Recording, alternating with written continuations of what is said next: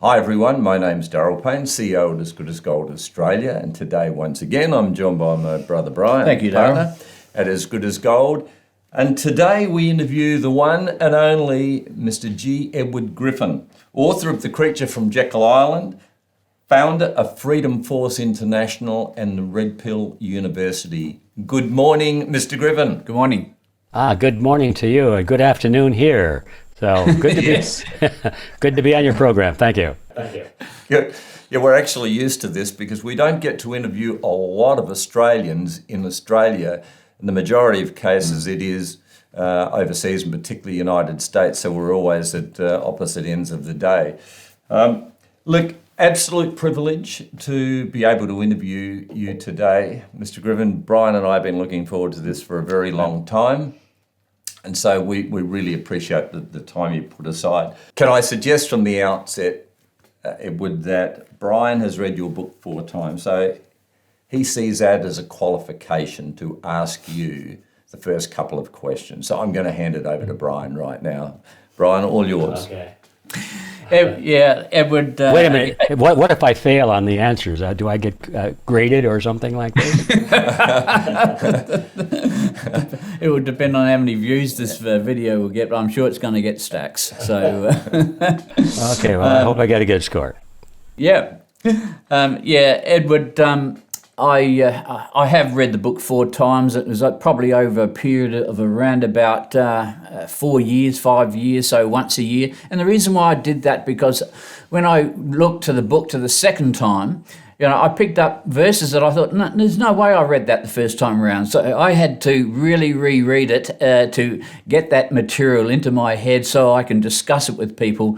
And now that I've read it 4 times, it sort of comes out fluently, but I still revert back to the book.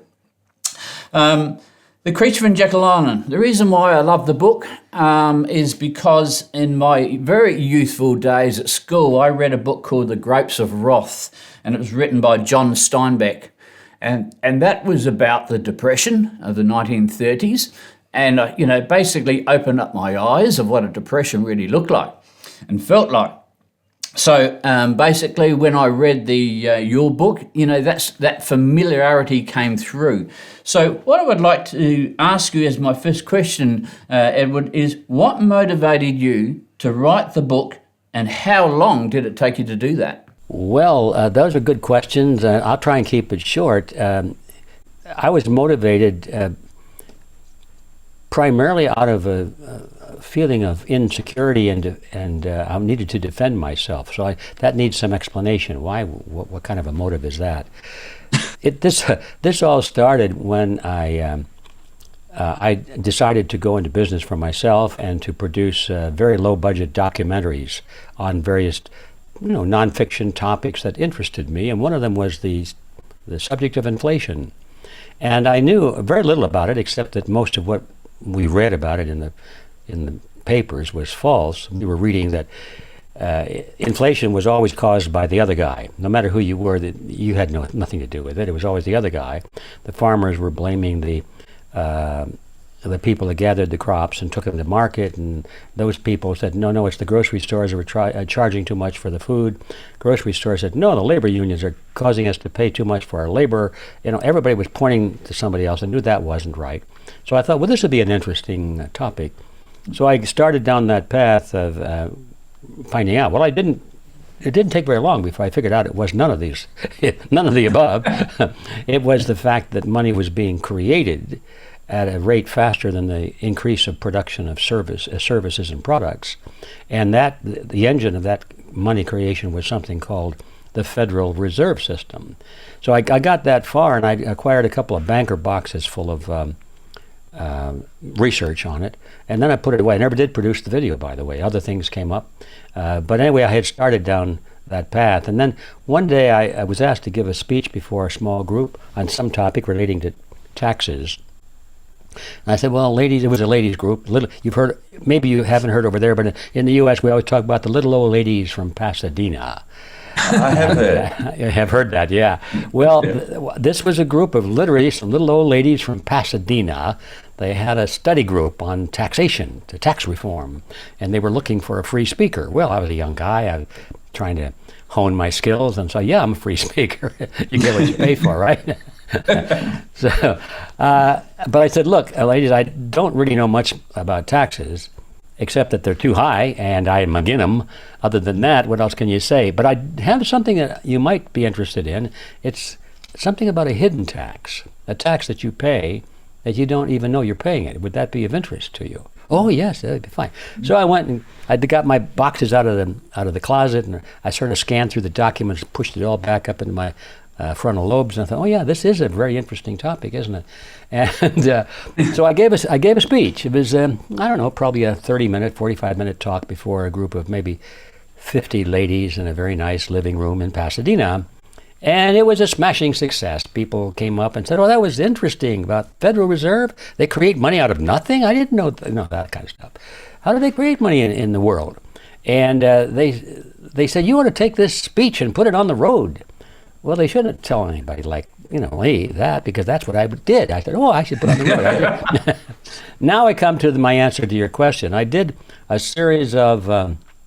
for about a year, I did a series of one-day presentations, all about the Federal Reserve System. It was a crash course on money, is what we called it. And it was quite well received, considering I had no reputation, I had no history of having done anything, but here's some young guy talking about, this crash course on money. Maybe he knows something about it because I don't.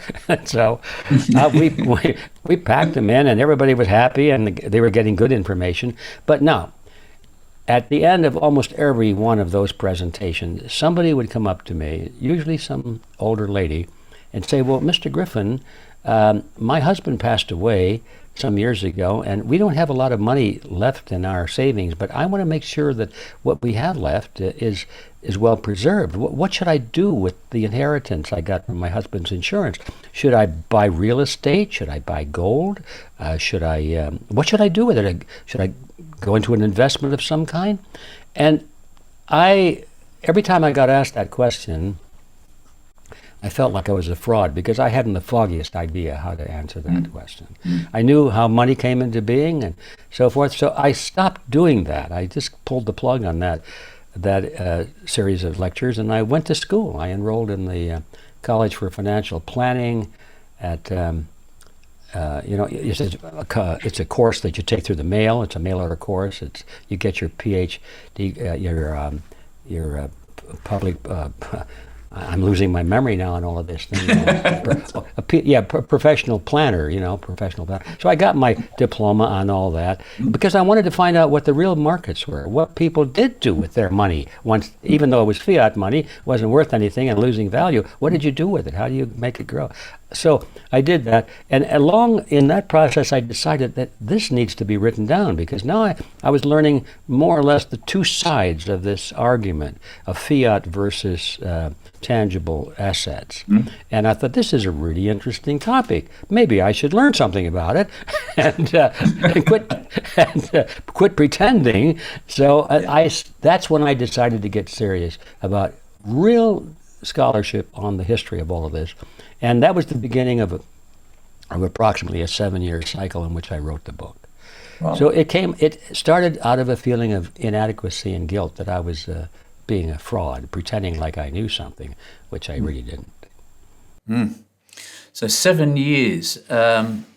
What did you do as income over those 7 years? Were you employed? Did you do other things while you were writing, or what? Yeah, but that was most of it, and it was a tough 7 years. I'm telling you, we were living very lean and mean. Yeah. But I was producing some low-budget documentary films, and by this time I was giving some speeches for honoraria.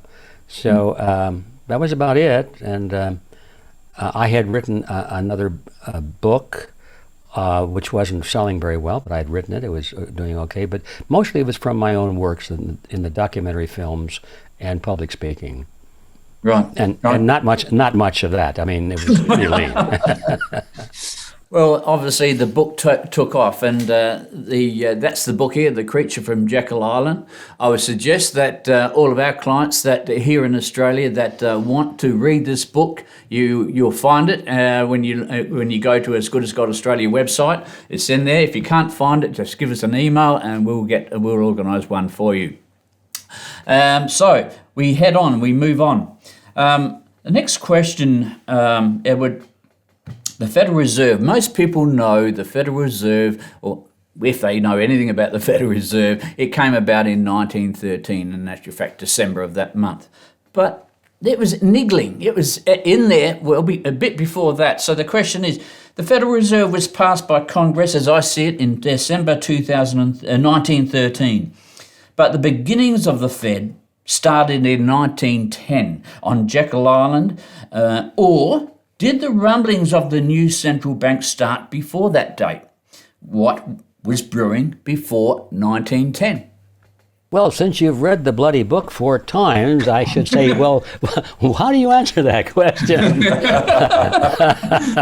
Yes, of course, that's a lot of really interesting history, isn't it? About magic. It's magic history about money and the tricks that banks have always played throughout history and convince their customers that they're the most conservative, most honest, and you can trust the banks, and they have vaults and guards, and you think, oh my gosh, you don't want to do anything wrong around this place. And then you find out later it's the biggest bunch of crooks in the world, and but they perform their crookery or their crimes primarily by making it illegal. They make it legal.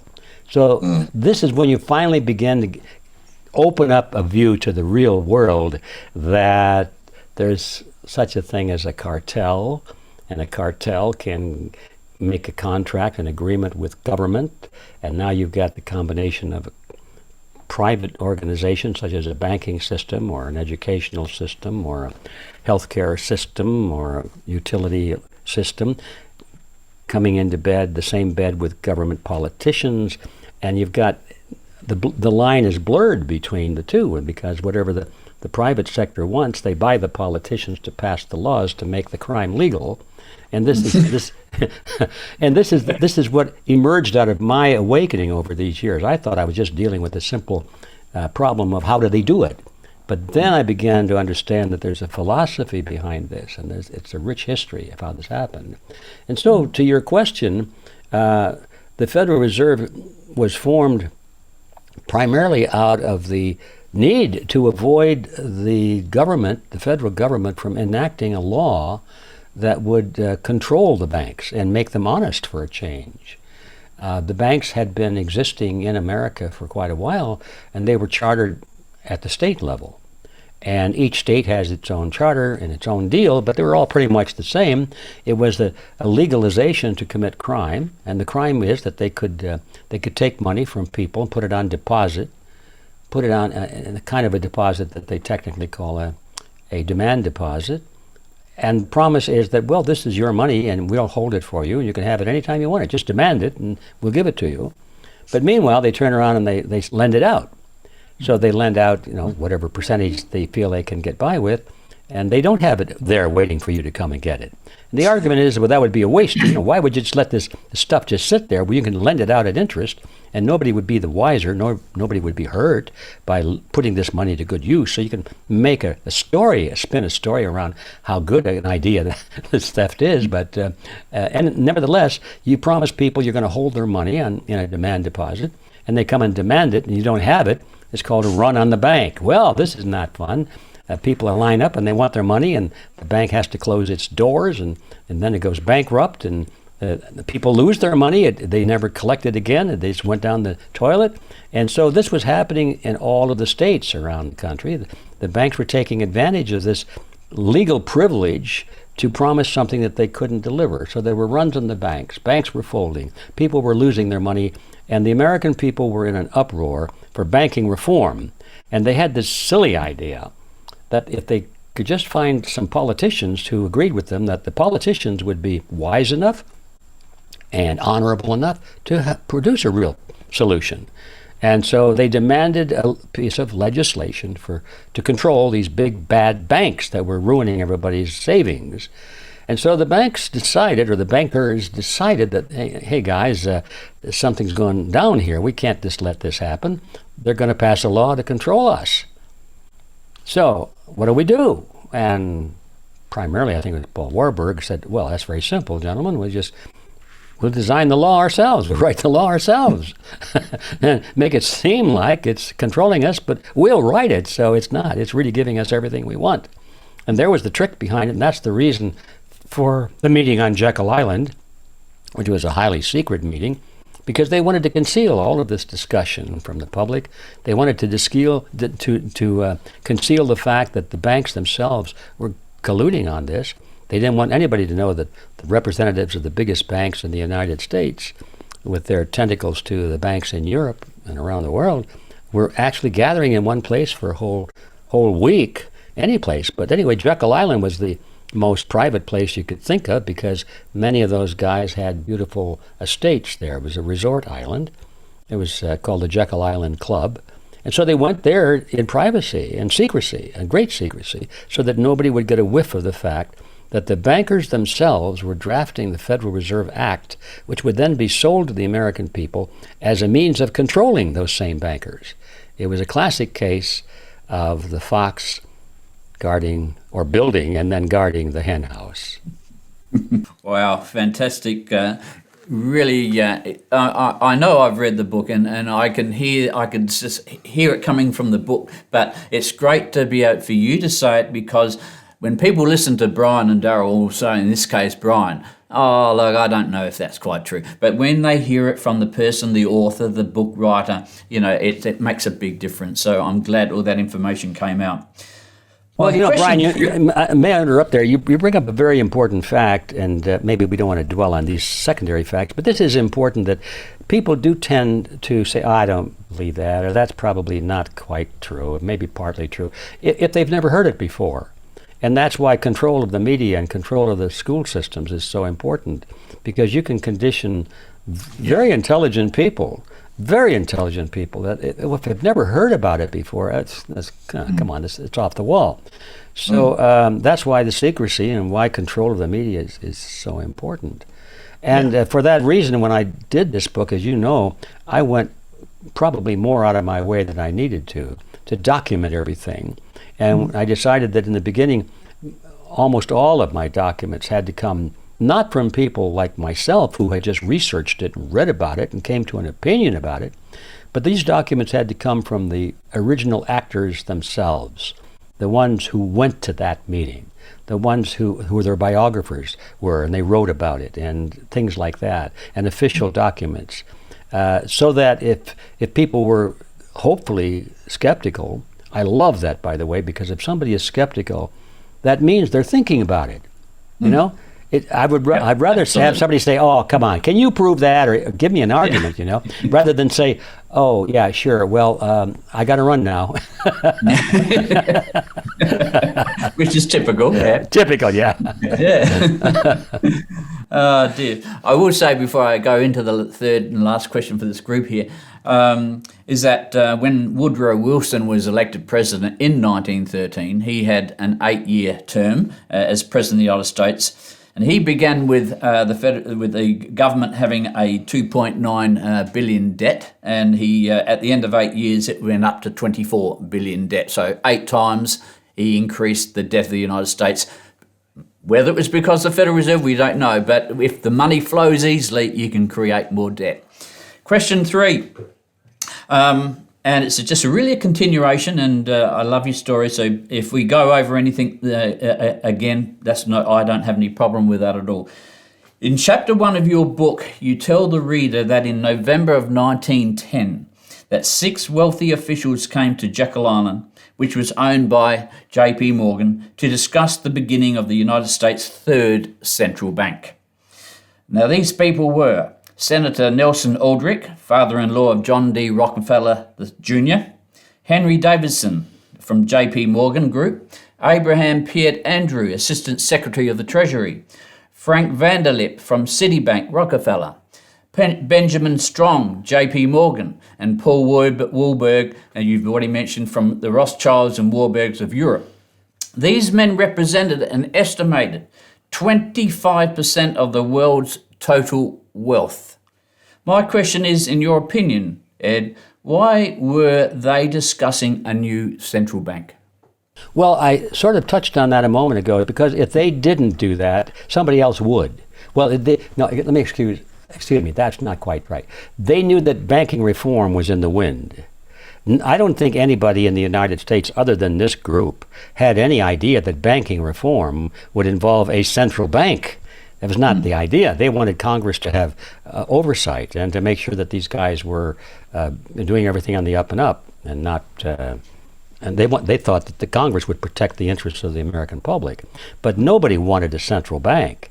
So the idea was that they had to sell the idea of a central bank, which is what the banks did want. And maybe we need to put a stop on that and describe what a central bank is. It sounds like it's a central bank, but it's not. A central bank is just the terminology that they use for a banking cartel that has gone into partnership with the national government in which the cartel exists. And it's an agreement whereby the members of the cartel and the politicians give each other favors. And what basically how that works is that the bankers agree to convert government debt into money with no questions asked, so the government can borrow any amount of money, and if the public won't buy it, well, the bankers will buy it and just convert it into any amount of money, and so that is very attractive to politicians, because now they don't have to direct tax people, which is very unpopular. It's hard to keep raising taxes and be reelected, you know. So that the politicians love the idea of money without taxation, or apparent taxation.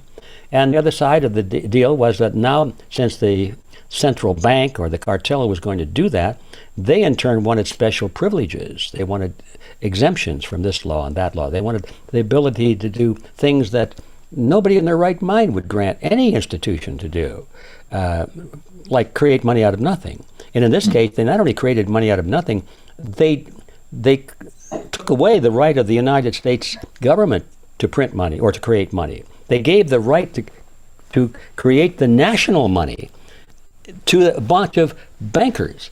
And people still today don't realize, and they look at their money and it says, doesn't say the United States of America anymore, it says the Federal Reserve across the top.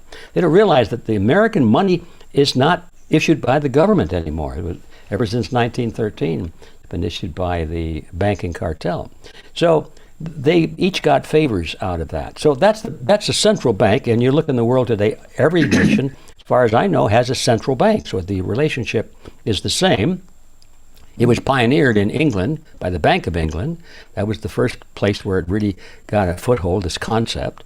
And then it came to the United States, and of course the U.S. became the role model for so many nations around the world. They all wanted to be like the United States to some extent.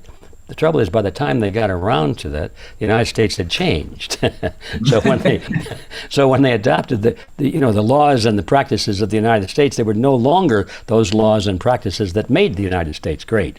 In fact, the United States was borrowing laws and practices from the old world.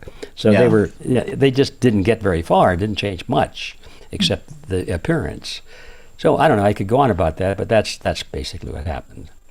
Well, you did very, very well, and that's the sort of information that we just like to get out to our clients. It's not just about saving in gold, but in silver, which is a very vital point for us anyway. But it's why are you doing it? Why are these circumstances around that we should be changing our dollar notes over to silver and gold?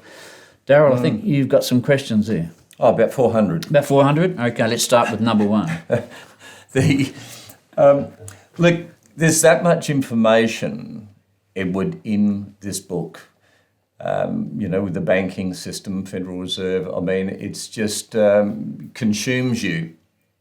And everyone that I've spoken with that's read the book said they absolutely engulfed themselves in it. And I'm sure there are more people out there than Brian that have read it 4 times. I don't think so.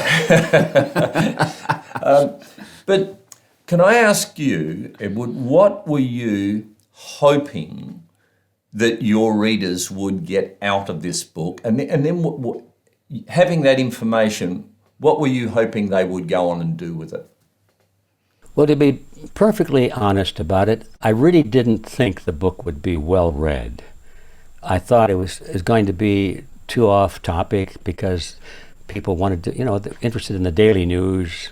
There were, in those days we had the soapboxes. Now we've got Dancing with the Stars and all these things. And I thought I was creating a document which would probably go into some libraries and into certain institutions and maybe be like a time capsule, so that when everything fell apart and people were looking around saying, what happened, maybe a copy or two would show up, and they, with the advantage of retrospect, they'd be able to see the wisdom that was being revealed. I really didn't think it was going to be a popular book. I never thought it'd be picked up by you guys and read 4 times, Brian, anything like that. No, that wasn't even my wildest dream. But yes, of course, there's always that little fantasy in the minds of, I suppose, most writers who are writing about important things like this, and they want to make a difference. Yeah, in the end of the book, as you remember, I had a chapter on what we can do about it. I didn't think anybody would take it seriously, but I thought, supposing someone asked me what you can do about it, I ought to have an answer. So I was hoping in the corner of my mind that maybe after some bad things happened and enough people began to ask, well, we don't want to make this mistake again, that I could give some kind of a blueprint that they could open up and say, oh, okay, we'll do this, this, and this. So I think that, so how do you summarize that idea, that everything that's in that last chapter? It's just the idea to realize that money is a very simple concept if you don't mess it up with a concept. It's a medium of exchange, and it's a medium of exchange can only really work well in a free market system where you can choose to exchange or not to exchange. And it sort of implies that if you have something that you have to exchange, it's not really an exchange, it's a forced action of some kind. So money has to be freely exchangeable, and that means there can't be any laws that say you must accept this money and no other and all that kind of stuff. So that's the idea, and money should be, I'm not going to declare that it must be, because I believe that free will takes a place, but I think it should be backed by something of tangible value, of value outside of being used for money. Otherwise, that's one of the features that makes good money is that even if you don't want it as money, it has some other purpose. Yeah. And so that's a serious bad mark, I think, on cryptocurrencies. It has no other purpose. Now, there are arguments against what I just said, and I listened to them carefully, and I don't think it's really as clear-cut as I stated it, but I still favor the idea that when the brown material hits the rotating device, why you want to have something to fall back on that's not electronic or not controlled by some third party. It's just you and me talking. We need something that's a medium of exchange, which is why I know I'm talking to gold bugs here and silver bugs. This is why gold and silver has always survived throughout history as being the choice of the free people as the good money system. So, in any solution to what we do about central banking, it's very simple. You get rid of it, number one. Central banking is a leech, it's a parasite on the system. And then you have to figure out, well, what takes its place? And the simple answer to what takes its place is to stand aside and watch. Don't try and decree. Don't meddle with it. Stand aside and let it happen. Yeah. And it'll be gold or silver, or maybe something else. Who knows? But don't interfere with it. Let the natural forces come to play. It's very simple. Well, it is, but very misunderstood. And your comment and reference there to fiat currencies always failing. And you're right, 5,000 years of monetary history. I think it's something like 3,800 fiat currencies, all gone to zero. So that being the case, what's your recommendation? And you've mentioned gold and silver, but how do people take control of their economic life? I know what my mentor told me many years ago, but I'd just like some feedback from you there for our viewing audience. What do people do to take control of their economic future? Well, I think there are two aspects to the answer to that question, and we could talk for a moment about the tangible moves, like where do you put your wealth, and do you try and break loose of the system and so forth, try to be independent. And all of those answers are pretty clear and obvious and logical. You've got to get out of national currencies, except for what you need for on a short term to conduct commercial transactions. Got to get off the railroad track when you see the train coming. That's, the way I like to put it. The train of inflation is coming down the track, and only a fool would stand on the track and see how close he can get to the locomotive before he jumps off. So the idea is to get whatever savings you have into something of value other than a medium of exchange. In other words, you have to get rid of your national currencies as best you can to something of value. So and then you got to get out of the system as much as you could talk for hours on that. But there's another aspect to it that most people don't look at, and that is that none of this stuff works if the system is allowed to remain. Because the system itself, system of collectivism, the system of the idea that the government should control you and control the money and control your health care, control your education, control your thoughts, your actions, your travel, and that's all good for you, for your own good.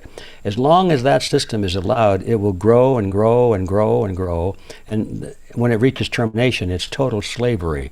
And none of these ideas of protecting your wealth will work if we allow the system itself to continue growing as it is.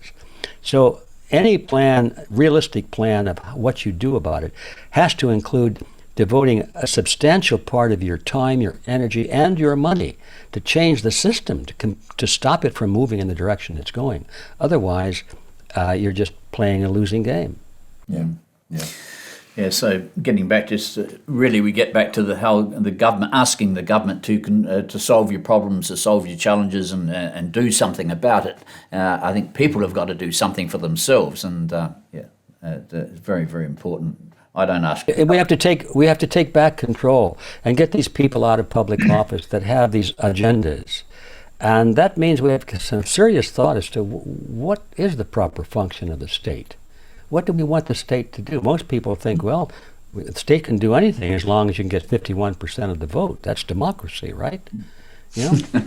Well, that's one point of view. It's the prevalent view today. Whoever wins, it's winner take all, right? No, this is not the way it should be. And there are other concepts that have to be returned to the thinking of the people of the world, and that is the function of the state, which means the function of using coercion against other humans. That's what we're talking about. Let's use the right phrase. What is the proper basis for any human using violence against another human? We're talking about that, whether it's done individually or whether it's done collectively through the state. And the answer is very simple. We have the right to use violence, even lethal violence, against another person only in the defense of our life or liberty. That's it. Nobody would question. You could kill in order to prevent yourself from being killed or being enslaved. But that's all. And if that's all we can use violence for, ethically, then that's the only reason for granting the state power to use lethal force. The state gets its power from the people under the ideal system. And so if the people have only that right to defend themselves, that they can that's it. The function of the state must be limited. Limited, I mean slam dunk limited to the defense of life and liberty. It's not there to educate you, to teach you. It's not there to give you clothing or shelter or anything else. Teach you any of this stuff, to tell you when you can open your shop, what you can charge for your goods, and none of this stuff. No, 99% of the laws that people applaud today are completely outside of the proper scope of the state. That's why we're having the problems we are. And as long as if the public doesn't understand that, there is no hope for protecting ourselves, because our own wealth and our savings are going to be taken from us for the greater good of the greater number. Yeah, so another way of putting that, which is, you explained it so well, would be the state would be theirs to show you and teach you what freedoms you should really have. Teach you all about freedom and not about state control. Well, that's right, because they'll teach you very well that the freedom you will have is the freedom to obey. And that's it. That'll be your choice. You can obey or die or suffer some very severe, that you can have that choice. Yeah? That's your freedom. You're free. Ed, you touched on cryptocurrency. Okay, there's been a few there that a few people that got it in the beginning and made massive fortunes out of it. But how do you see cryptocurrency in the future? How do you see Bitcoin? My personal opinion is that governments will control it. They'll find some way to control it, right? Because it's a man-made thing. It's imaginary, man-made, and so that's controllable by the government. And that's the reason why they can't control gold, because it's a natural element out in the Earth's crust. But what's your opinions on cryptocurrency? Well, pretty much the same, except I would disagree that the governments will find a way to control it. I think the answer is that the banks will find a way to control it. Yeah, the banks are always at the pinnacle of this power. It's the banks who control the government. Let's not confuse ourselves on that. The governments do not control the banks. The banks control the governments, because the banks create the money that the governments need. And the banks create the money that can buy the politicians that run the government and so forth. It's the banks, the banks, the banks. So other than that, I agree with everything you said. The banks are working feverishly on that right now. You asked me what I think, I'll tell you what they think. The banks are totally 100% confident that they will be able to control the whole cryptocurrency, and they're working on it now. And you'll begin to see gov coins coming out. And these are big coins being put out, or crypto coins being put out by the various central banks. So we're back to that again. It'll be the central banks that'll be controlling all of this. And most of the public will think, oh my gosh, what happened? We thought this was going to be a way of avoiding surveillance, avoiding controls and everything. And look, we're deeper in it now than we ever have been. have to understand that the goal of governments and banks for many decades now, the ultimate goal is a cashless society. Sorry for that error, ladies and gentlemen. You said it so correctly, Ed. All right, Darryl? Look, I'm surprised that there are some very well-educated people out there that still really don't see what's going on. The US at the moment is $28 trillion in debt. $28 trillion. It's increasing, doubling every 8 years. Out of sight numbers. I'm just wondering what it's going to take before there is this loss of confidence, and there should already be with those numbers. But I'm just wondering what it's going to take. I remember President de Gaulle, 1965, put it to the US that he wanted his gold back. He stood up and said, I do not trust the US dollar, I only trust gold. And we know what happened after. The US have been spending an enormous amount of money on the Vietnam War. President de Gaulle said he shipped the warship to the United States of America, picked up his gold, exchanged it for $35 US an ounce. Problem was, a number of other countries decided to do the same, and there was an avalanche of requests of the same magnitude of President de Gaulle's. So the populace at large started to lose confidence in the US dollar, and we know what happened to gold and silver prices from there. Gold in particular went to over $800 an ounce. Surely we're getting close to that. At the moment, I know here right now in Australia, and would be the same in the US, we're recognising inflation is really starting to develop at a rapid rate of knots. Everything, food, energy, everything is going up in price. And we're hearing those remarks constantly. There's just not enough dollars in your pocket to get you through to the end of the month. So how close do you think we may be where we're going to see a major loss of confidence in the US dollar? and then a resurgence, of course, in the price of precious metals. Your thoughts? Well, the first thing I need to say is that even if I were to give you a number on that, I would then advise you to ignore it because I have the world's worst record of trying to figure that answer out myself. When I first became aware of some of the things that were going on back in the 1960s, I really honestly thought that probably we would never make it to 1970 without some kind of a total collapse. Well, yeah. I saw not only that, but the economy seemed to be booming by 1970. But the underlying condition was still there, and it was growing. It was just like we were taking more drugs to overcome the side effects of the previous drugs.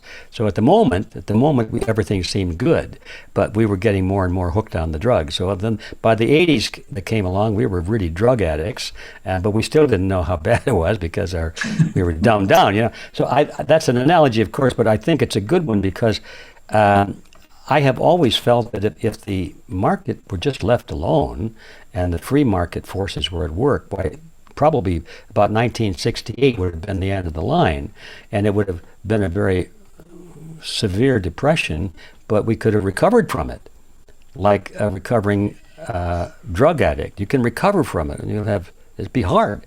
But the more you continue and the deeper you get into your addiction, the less likely it is that you can recover from it without more serious consequences and so forth. So I think that's the process going on. And to try and predict how long you can keep the addict alive by giving him more drugs is an impossible thing, because it's amazing how this has happened. But it's not important how long. I remember early on I was on a lecture tour in the northern part of the United States. I think it was up in Minnesota someplace. And we got into this question of when is the dollar going to collapse, or when is the inflation going to really be bad, and all that sort of thing. And I don't know what I said. I was waxing eloquent. I probably gave some half-baked answer of what I really thought. I said, I probably said, I don't give it many more years, or something like that. And there's a old farmer, thank God he didn't stand up in the audience and say this, but he came to me afterwards and he said, son, he said, up here in these parts, he says, we know that every 14 years or so, there's a real deep freeze. It is, sometimes it's 15 years, sometimes it's 18 years, sometimes it's 12 years or 9 years, but on average about every 14 years. And he says, therefore, he says, every year when it starts to get cool, we start putting stuff away in the barn and getting plenty of hay and being prepared that it might be this year. It doesn't make any difference whether we know what year it is or not. We're prepared. Yeah. Okay. That's the best advice I can tell you. I mean, it freezes. It freezes out there, folks. The economies around the world for history are always frozen up by fiat money. I don't know how long it's going to take, but it's going to happen. Yeah. Well, it has to happen, and it's happening now. It's just a matter of how quickly it develops from here. I know that I'm hoping that Alex Mooney may have a similar impact that President de Gaulle had. I believe that over the last 24 hours, US Congressman Alex Mooney is seeking for a full audit of America's gold reserves at Fort Knox. So, what your response would indicate that you don't think that he's got much chance of succeeding there. I don't think so. No one else has failed, and if they do get in there, I think all they'll find are photographs. Now, don't you think, just for a moment, Mr. Griffin, that the mere fact that they will say no to his request is an absolute admittance that there is much less gold at Fort Knox than what they are portraying? Well, yeah, I think that's the understatement, really. Yeah, and I think everyone who's looked at this issue seriously over the years has come to the conclusion that there is no gold in Fort Knox hasn't been for a long, long time. Otherwise, why wouldn't they let people in, take a look at it? Yeah, No, look, You want to see the gold? Okay, come on, let's go. no, look, I agree. Yeah. Moving on, Ed, to present day and right now, in actual fact, we all know, or the most people know, that there's a central bank of central banks, and they call it the Bank of International Settlements. Back in 2014, supposedly the BIS made changes to the way the trading banks could use unallocated accounts in gold and silver, which supposedly begins on the 28th of June next month. At this stage, do you see what implications this may have for gold and silver, recognising that the Bank of International Settlements is a bank? But do you see anything in this that you can elaborate on? I hadn't thought about any of that. Would you rephrase the first part of that question? There was an agreement? I think I missed that. The Bank of International, in 2014, the Bank of International Settlements made changes to the way the trading banks could use unallocated accounts in gold and silver, and by the way, other resources as well, which begins on the 28th of June next month. So only happening in Europe. The Bank of England has got another 6 months to make the changes, but as of 28th of June this year, BIS have said no unallocated transactions in gold and silver. Well, I was not aware of that. I hadn't focused on that. If I had read that, I forgot. 2014, you said? So, 2000. But we can be sure of one thing, since the BIS, or the Bank of International Settlements, is making a change in the rules, it probably has liberalized them, I would think, because the demands on reserves are getting tighter and tighter, and in order to keep the ship afloat, you've got to relax the rules in order, so that nothing appears to be wrong. So other than that, it would be my suspicion how one would approach an answer to that. But I don't know the details. What is your opinion? I'm curious. We interviewed Alistair MacLeod out of London and a couple of times now. And on his latest podcast, he's saying, yes, until it happens, nobody knows what the BIS are up to. But what he did say is that in Europe, they see that the debt levels are becoming so huge that there may be a situation where they have to reprice the gold, the ounces of gold that they have, to be able to get rid of some of this debt level that's in Europe and the world for that matter. I think people need to know what repricing means. What is that? What is repricing it? Do you mean to increase its declared value or decrease it? I don't know. No, it's one of those things that we just have to wait and see. At the end of the day, I am a gold bug. I am a true believer in the gold standard, and I'm not talking about 20% backing, 40% backing. I'm talking 100% backing. But I know that if you can't do that in a matter of 12 months, it'd probably cause a depression.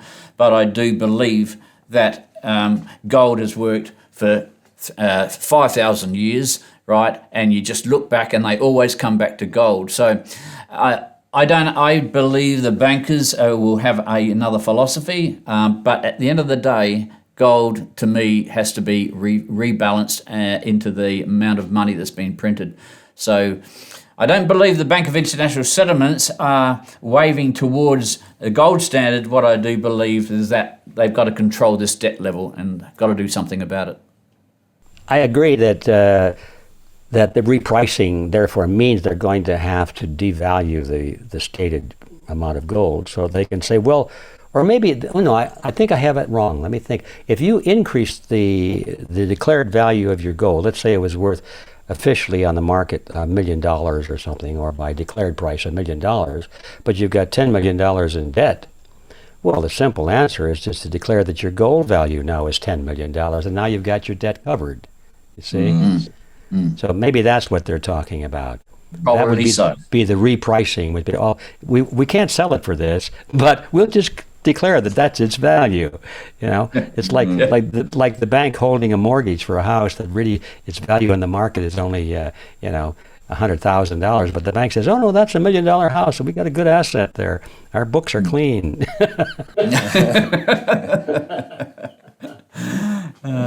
Darryl, look, I've got to ask you this question. It would, if we could travel at the moment, there's just another restriction imposed on us, of course. One has to be, well, there's no travelling internationally at the moment out of Australia, but even if there was, one would have to be vaccinated. And we'd love to have travelled, and the possibility may still be there, and love to come to a Red Pill Expo. What actually happens at the Red Pill Expo? Could you share that with us? I believe you had an expo just recently, but please, could you inform us and our viewers as to what actually transpires there?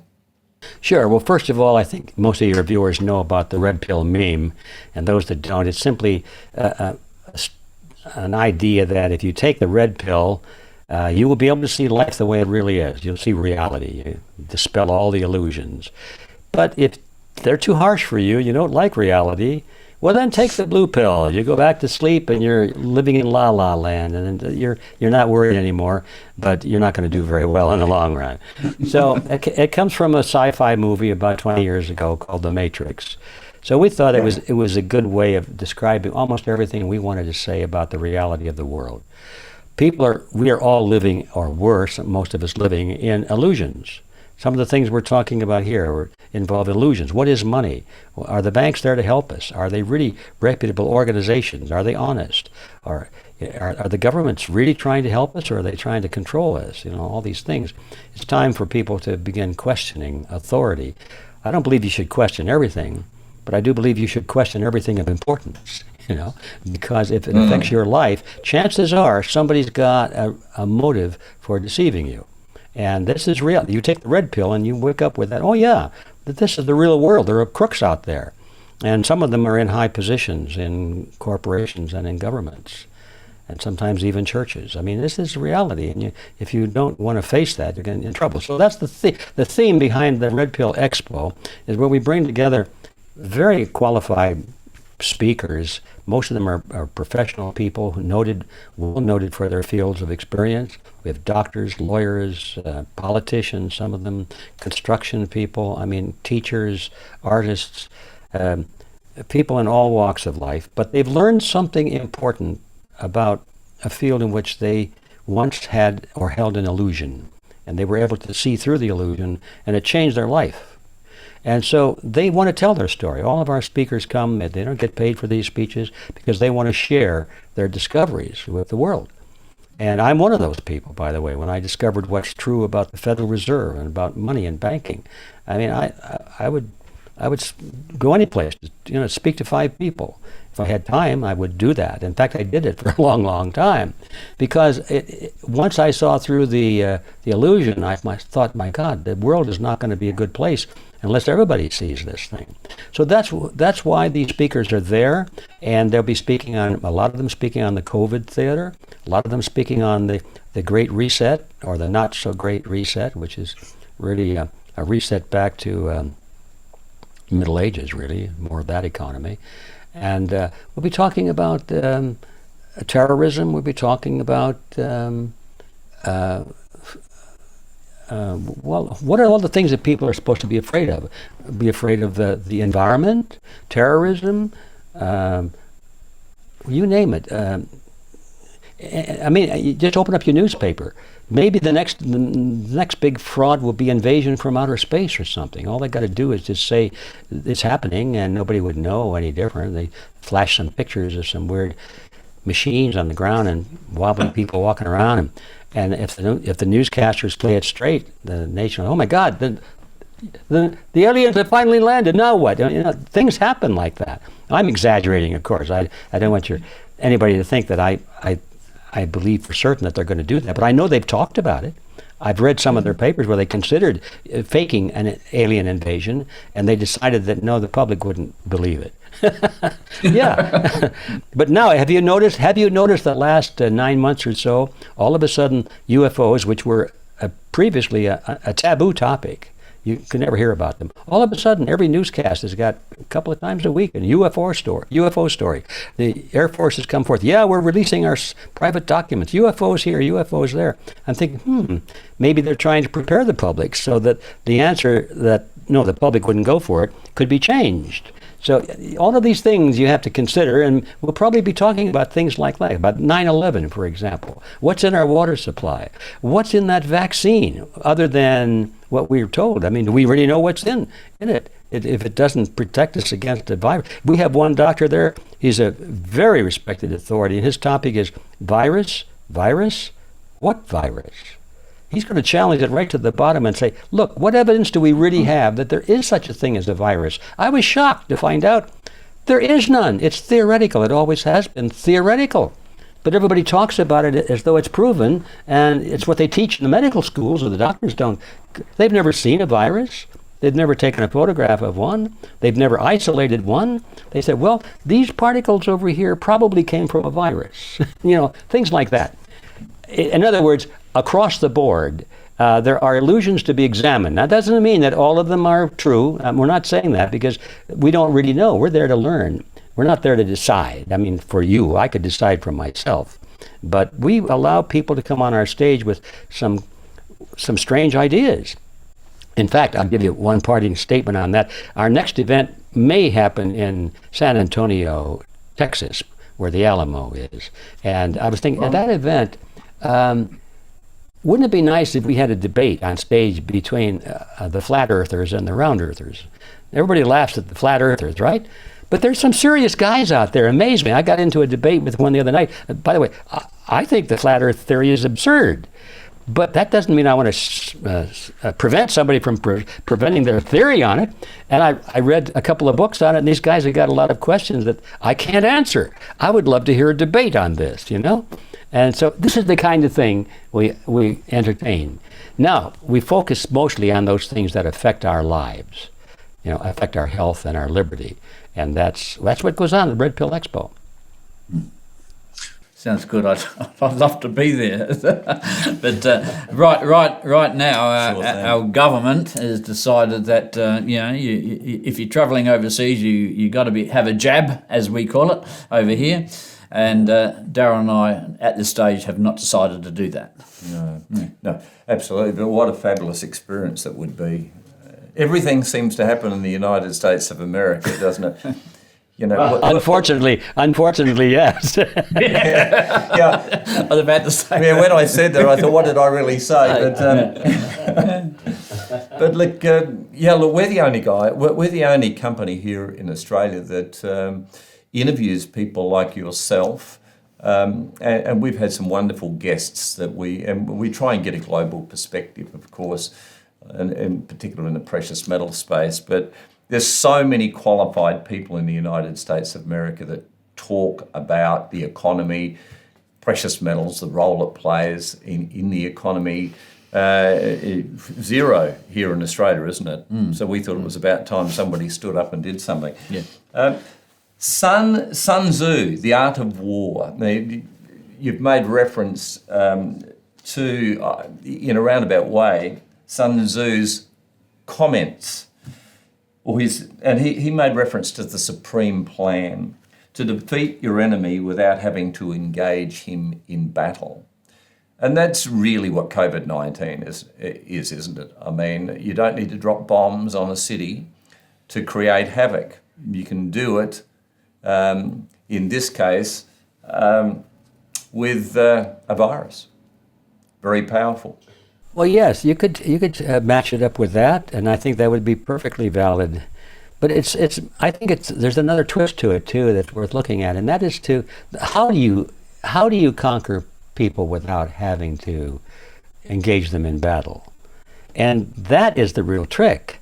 One of them is one method that Sun Tzu talked about is to convince your enemy that resistance is futile, as they say, and you display your might. You show your armies, and you plant rumors that will circulate among the population of your foe, rumors about the corruption of their leaders and things like that.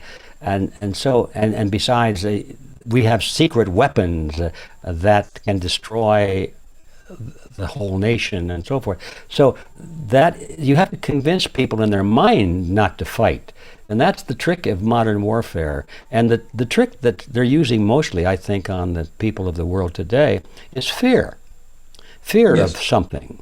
And in fact, that will be the topic of my presentation at the Red Pill Expo, which is the science of fear and destruction, and deliberate destruction, to tear everything down, to create a state of total human despair, so that there's no place to turn. And when you're hungry, when you're threatened by a serious foe or a bug or something, or the weather, or, climate change or something, or your water is poisoned, or if you've got terrorism or an army about ready to attack, all of these things that scare you to death, crime in the streets, drug addiction everywhere. So then people are not concerned about resisting tyranny. All they want is protection. So that would be one way to conquer your enemy without having to defeat him in battle, is to convince him that he should not fight, that he should become passive, because you're going to take care of him. Even though he may not like you, even though he may hate you, you're his only hope. Yeah, very well put. A gentleman by the name of Charlie Jones, Charlie Tremendous Jones, was a great motivational speaker, an American. I remember him saying, in one of his wonderful lines was, in 10 years' time, you'll be in exactly the same position that you're in right now, apart from two things: the people you meet and the books you read. Now, there's a wonderful opportunity here for people to gain some advice, as they have for the last 58 minutes, from Mr. G. Edward Griffin. What I would like, Edward, if you could do this for me, if you could just share two pieces of advice that you felt invaluable at this point of time, what would they be? Well, if they're limited to just two, they better be good, hadn't they? So you have to back away from the big picture, or little picture, I should say, so you can see the really big picture. What advice can anyone give that covers the whole picture from edge to edge? I would say the most important thing would be, my advice would be, to question authority. Yeah. The next thing would be to respect nature. And this applies to the whole field of health. And the third thing would be to stand firm on what you believe. Right. That's it. Yeah. That covers everything, I think. Yeah. Well thought. I put you on the spot a little bit there, Edward, but you came through with flying colours. Thank you so much for that. We'd love to speak for hours, and we'd love to have another opportunity to speak with you again. So we'd love, I hope that in fact transpires. But in the meantime, what I'd like to see happen here is you share some information just briefly with our viewing audience. What can they do if somebody wants to purchase your book, Creature from Jekyll Island, if they would like to know more about your Red Pill events? How can they make contact with you? What would the process be? Okay, thank you for that. I think the most important and time-sensitive address to give right now is for the Red Pill Expo, which is coming up on June 5 and 6, 2021. So all about who's going to be speaking there, what their topics are, what time they're speaking, what the logistics are. You can find that at redpillexpo.org. And I should say that obviously we don't expect a lot of people from your part of the world to come over to Rapid City, South Dakota, which is the gateway to the national monument here, Mount Rushmore. quite an impressive thing to look at. So obviously, you're not going to make it. So we have a very modestly priced live stream as well. So you can watch the whole thing in the comfort of your home, just like you're got a front row seat. So that's at redpillexpo.org. Now, for all those books and recordings and things about so many topics that we just touched on, our commercial site, our bookstore site, is called realityzone.com. And we have about 100 different books and recordings, video and audio recordings that deal with pretty much with red pill topics like this. So that's realityzone.com. That's enough. We have about 5 websites, but if you want to see our free news service, I should have mentioned that first. That's needtoknow.news. I personally put that together 3 times a week. So all the news that I think is some gem of information in it that we need to know, you'll find it there. So that's needtoknow.news.